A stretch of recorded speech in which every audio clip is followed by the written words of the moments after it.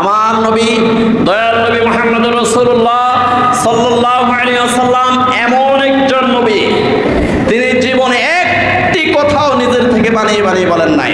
আল্লাহর পক্ষ থেকে যা শুনেছেন, যা বুঝেছেন, সেটাই আমাদের কাছে বলেছেন।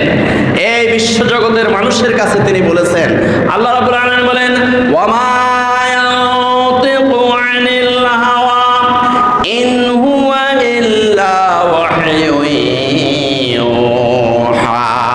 সূরা নজম আয়াত ৩-৪। আল্লাহ রাব্বুল আলামিন বলেন যে মা ইয়ানতিকু আনিল হাওয়া, আল্লাহ রাসূল সাল্লাল্লাহু আলাইহি ওয়াসাল্লাম জীবনে একটি কথাও হাওয়াই নফস থেকে নিজের থেকে বানিয়ে বানিয়ে বলেন নাই। ইন হুয়া ইল্লা ওয়াহয়ুন ইউহা, বরং আল্লাহর পক্ষ থেকে ওহী প্রাপ্ত হয়েই তিনি কথা বলতেন। জিবরাইল আলাইহিস সালাতু ওয়াস সালামের মাধ্যমে যে সমস্ত কথাগুলো আসতো, জিবরাইল আলাইহিস সালাতু ওয়াস সালামের মাধ্যমে আল্লাহ সুবহানাহু ওয়া তাআলা যে সমস্ত বাণী সমূহ প্রেরণ করতেন, সেটার নাম হলো আল কোরআন।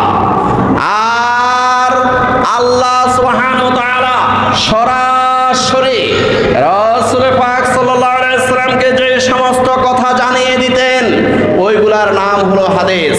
অতএব মা ইয়ানতিকু আনিল হাওয়া ইন হুয়া ইল্লা ওয়াহয়ুন ইউহা, মুহাম্মদুর রাসূলুল্লাহ সাল্লাল্লাহু আলাইহি ওয়াসাল্লাম জীবনে একটি কথাও তিনি হাওয়াই নফস থেকে নিজের থেকে বানিয়ে বানিয়ে বলেন নাই।